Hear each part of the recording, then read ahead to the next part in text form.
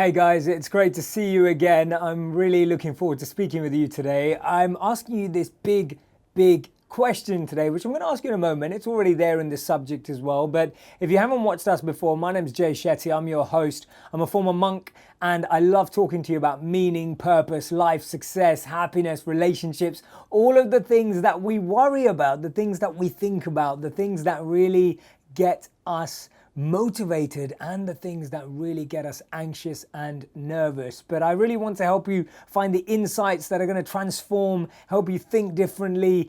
I'm sure many of you want to read books, but you don't get time, so I try to read them for you so that you can get news and information much quicker. And I love being able to say that we've actually built an online global community of all of you talking to each other about all these topics that really make a difference, right? All of us want to be successful, however you define it. All of us want to be happy, however you define it. All of us want to be in love, however you define that. We all have this passion, this urge, this journey that we're on. Today's topic happens to be love, right? Are you in love? Have you been in love? Do you even know what love means to you, right? Write in the comment section and let me know. Are you in love? Have you been in love?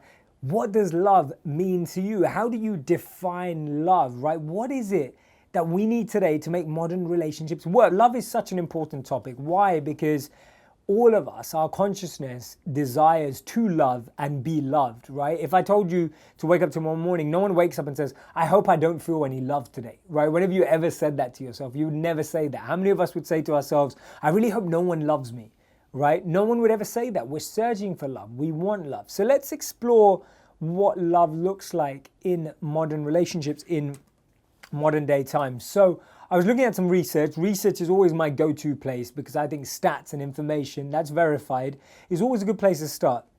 Now, one of the things is researchers for a long time have looked at blissful couples. How many of you know a blissful couple? What have you noticed? Write in the comment section what you notice is different about couples that are actually in love, that actually get along. What is different about them compared to the ones that don't? And one of the interesting things research shows that what sets blissful couples apart. Now this is not me, by the way, these aren't my opinions, this is research, right? I'm just putting that disclaimer there before you judge me. Some of these ones are a bit interesting. So one of the research studies showed that happy couples are when the woman in the relationship is actually better looking than their partner, right? So it's not about just, it was two things, women being better looking and thinner than their partner. Now, it wasn't about being thin or more attractive. It was just thinner or more attractive than their partner, right? That was one of the research studies found that's what made a more blissful relationship, right? So that's one of the ways. I'm not going to comment any further on that. The second one was when both people in a relationship, and I'm going to focus on this one for a while, is when both people in a relationship focused on being positive. Right? They focused on the positives in the other person. Often what happens in relationships is that you both get home from work if you're both working, or one or the other gets home from work and gets labored with a list of things that they haven't done. And in their mind, they're thinking, God, I just got back from a whole day of work. I've been working so hard. I've been struggling. I'm trying to put food on the table. I'm making the money, whatever it is, whichever one of you are feeling that way, focusing on the positives.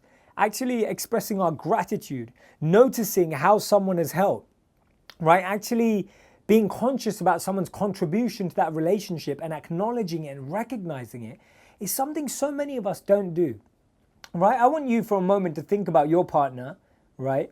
And think about how often, when in time, apart from their birthday, apart from Christmas, apart from Thanksgiving, none of those days, right? None of those days count.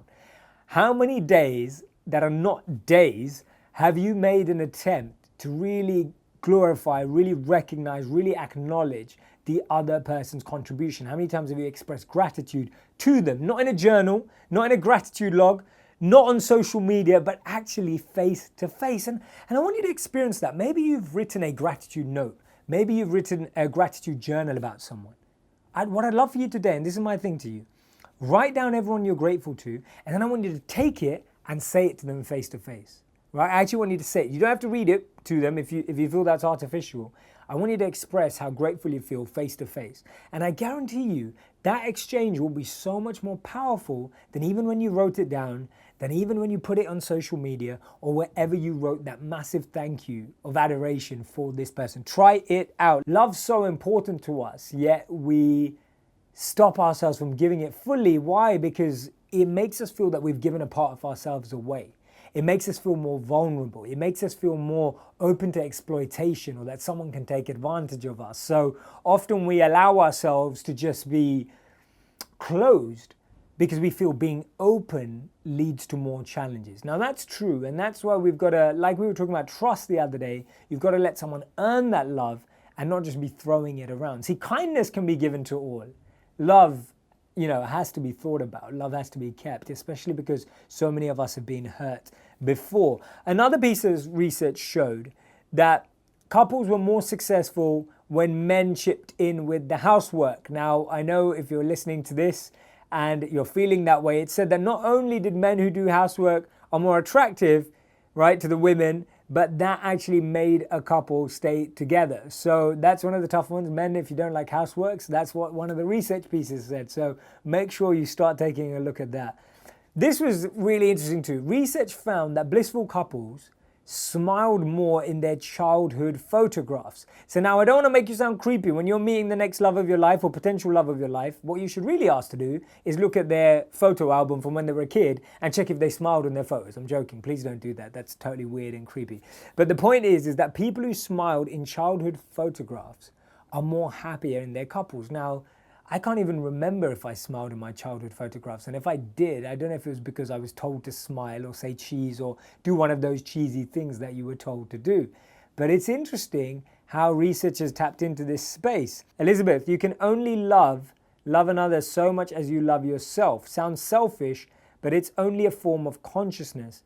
If you allow the mind to do so, there is no limit for the heart. I love that point. I'm going to expand on that as well.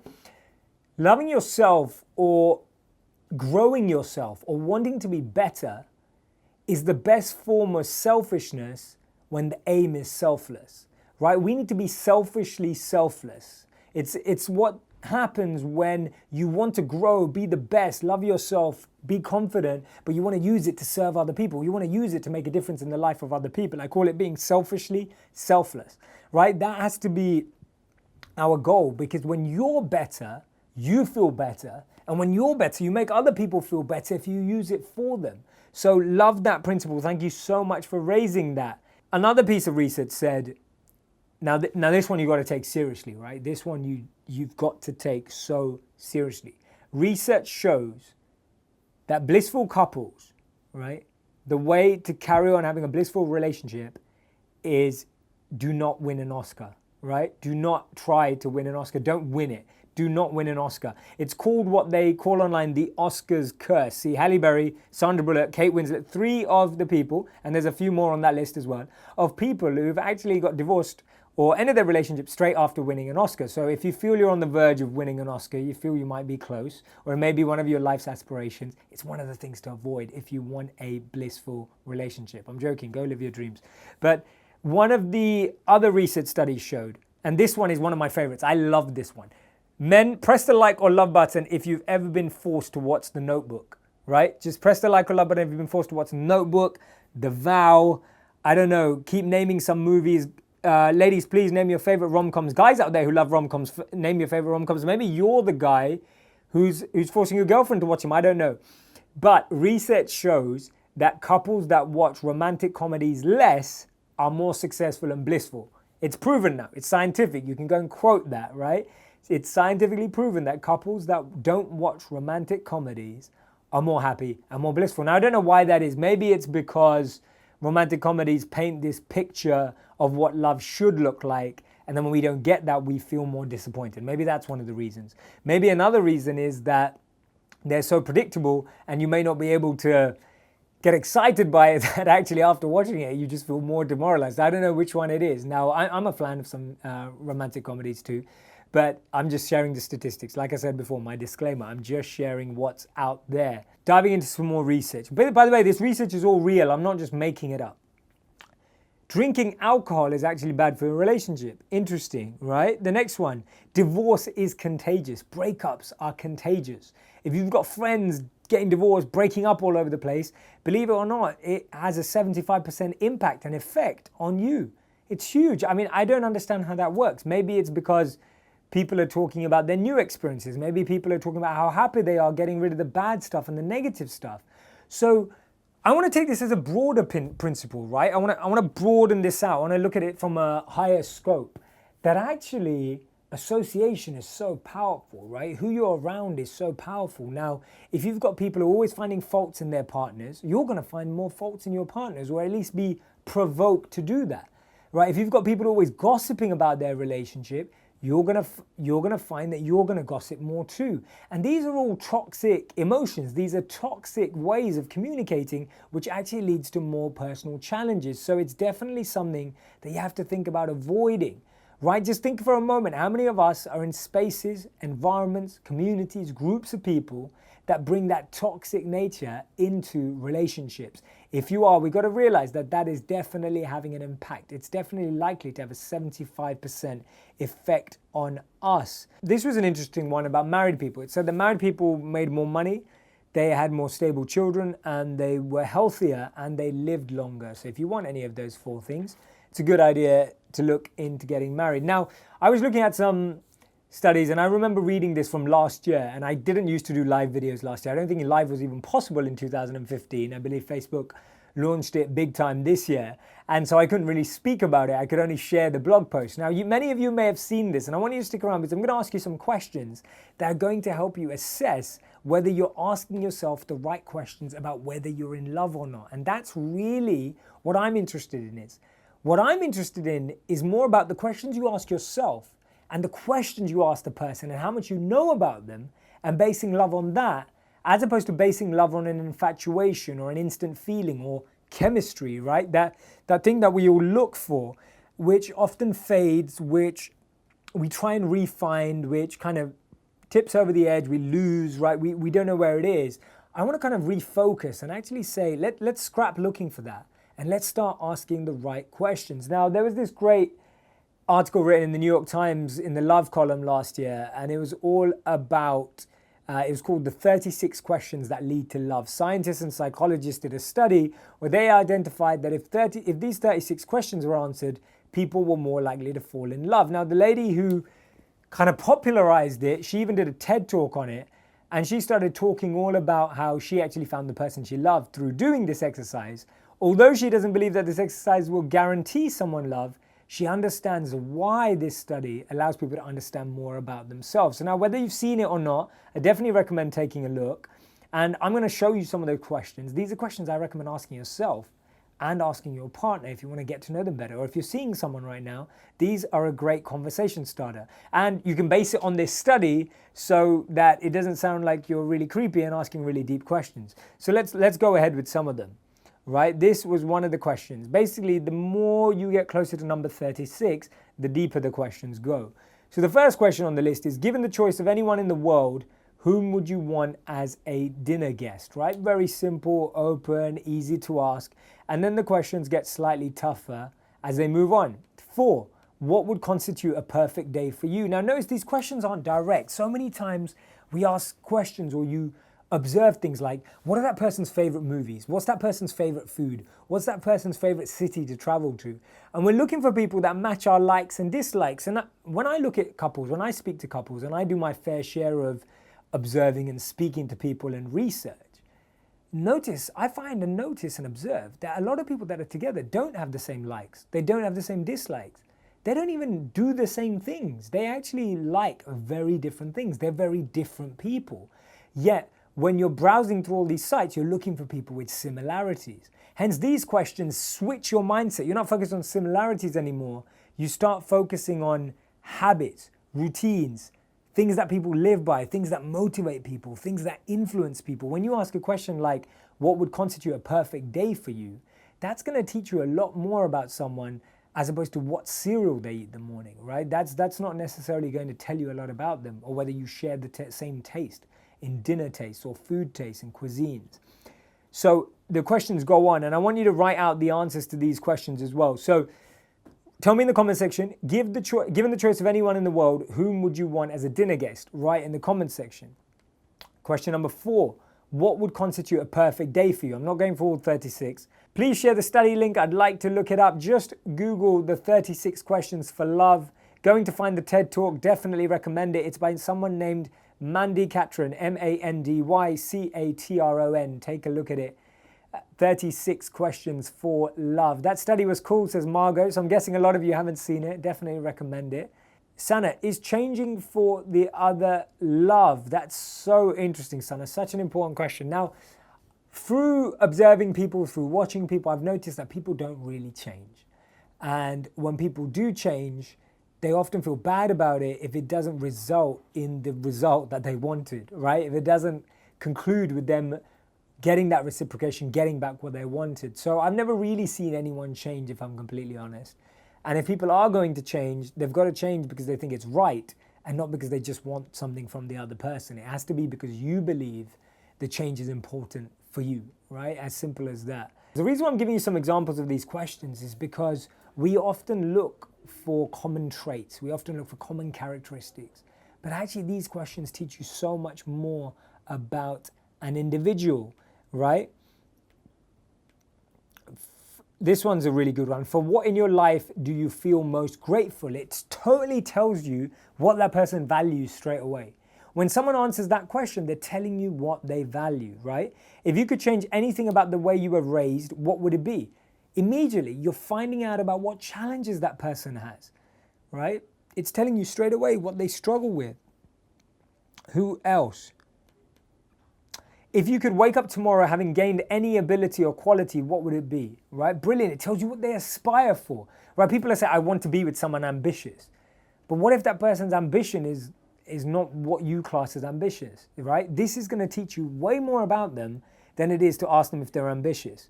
If a crystal ball could tell you the truth about yourself, your life, the future, anything else, what would you want to know? Again, you find out the insecurities, right? Why do these questions work? These questions don't work only because they're written well.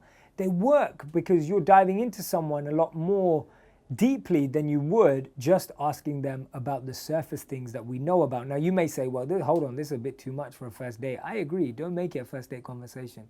But the point is that these questions really, really allow you to understand what you really need to know. What is your most treasured memory? What is your most terrible memory? Again, when they've been embarrassed, etc. So many other examples. Grace, do you need to verbally express love, or does your action speak louder? Grace, I spoke on Monday. If you missed my part 1 of this, I spoke on Monday about the 5 love languages, and I may do a session completely dedicated to them, but I talked about how everyone has a different love language. Some people prefer acts of service. Some people want words of affirmation. Some people want to touch is a popular one. The 4th one is, people really wanting to get gifts, right? There's a big desire for that. So it's really understanding what that person's love language is. That's the way to do it.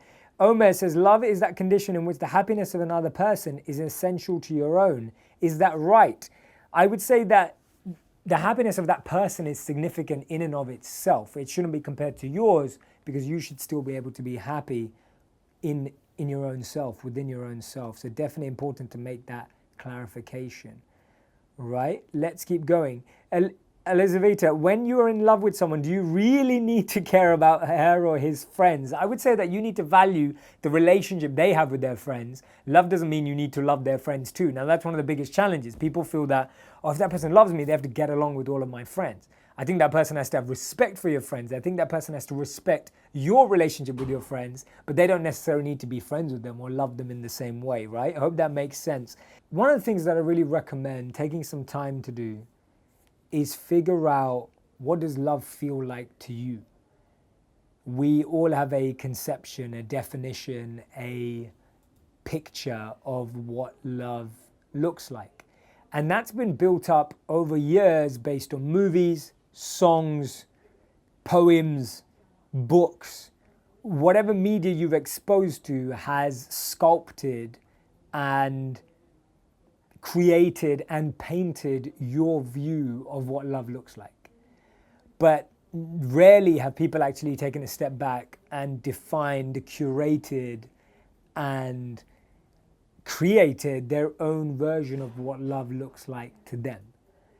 And I can't stress and emphasize how important this really is, to really, really separate yourself from the definitions, from the misconceptions, the the assumptions that we've accepted and move to actually defining it for ourselves, of actually redefining love and what it should feel like to you. You know, we've all had that friend who says to us, oh, but you don't really love them, do you? Because you guys don't have this. Or you don't really love them, do you? Because you don't experience this. Or when I'm in love, I feel like this. I don't see that in you guys. And we have that dialogue going on. Be honest with yourself. Maybe you don't, but I meet a lot of people that I speak to that actually have that dialogue continually playing in their mind.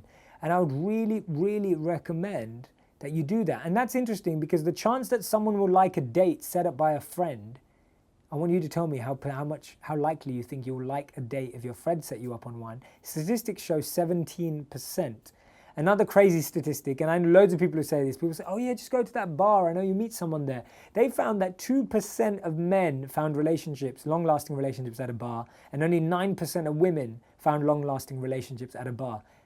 That's tiny, right? 2% of men, 9% of women found relationships at a bar. Yet we still see people today in movies finding relationships at bars, right? It happens all the time. It's incredible how much of a misconception we have based on which visuals are placed into our mind based on the media we are exposed to. So I hope that's giving some idea. Again, 80% of men date women 5 years younger than them, 5 or more years younger than them. Interesting fact.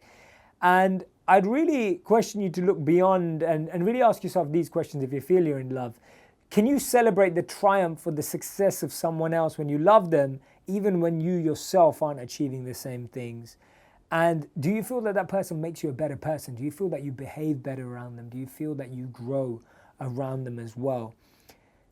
Anusha says, how about having no expectations? Is unconditional love fact or fiction? Unconditional love is real. It's hard to live. It's super hard to live because it strips away any need of your own. We're all so much into reciprocation. So it does exist. It is a fact, but it's hard and rare, right? Megan, how can you make long distance work? I was talking about this, Megan, on Monday, and I was saying you've got to define times and methods of communication, and you've got to stick to that promise, right? One of the most successful relationship traits was loyalty and sticking to promises. And if you can do that, that's going to be great for your relationship. If you know you're going to speak at a certain time and you live up to it, and you know which way you're going to communicate and you're both happy with that. Another way of long distance work is making sure that you're both satisfied with your personal lives. When you both have personal lives that make you happy, you'll enhance each other when you actually come together, right? Abhishek, how important is choosing your career over love? Wow, Abhishek, big question. I mean, I'm no one to decide for you whether you choose love over your career or career over love, but I will tell you one thing, that both of them to be compatible will require a lot of hard work depending on how ambitious you are in either. What I would say is don't ever compromise on either because that may make you feel worse. The best way is to actually pick accordingly. Pick the priority and try and find the other one to support the priority. That's the best way to go. Remember, life's full of priorities, not either ors. All right, who else has a comment? Vani, we always have the mindset of meeting the one makes us a complete person rather than thinking that the one makes us a better person. This usually makes the process of letting go and moving forward even harder. I completely agree with you. I love that. You know, don't look for someone to complete you. Look for someone to enhance you, to improve you, to better you. Right? You're already complete in and of yourself. That's something you should really always remember. Guys, great to be having this conversation with you today. Thank you so much for tuning in. I hope you enjoyed today's discussion all about modern relationships. I shared some really interesting statistics with you that blissful relationships is when both people focus on the positives. It's when loyalty is top of the rung. When men do the housework as well, help out. People who smile in childhood photographs are more happily blissful together. Ladies, do not win an Oscar, right? I'm joking, of course. Please go win an Oscar. Don't watch romantic comedies together as well. Stop drinking alcohol together, and divorce is contagious. That association of being around those people will be contagious as well. Look at the 36 questions. I promise you they'll make a difference. And comment, follow, give like to the HuffPost Rise Facebook page. We're on Twitter and Snapchat and Instagram as well, HuffPost Rise. Come and find us, like and follow our pages. And if you like what I'm talking about, come and follow me. I'm at JShettyIW on Facebook and Twitter, ShettyJ on Snapchat and Instagram. Look forward to talking to you guys. Have an awesome day wherever you are.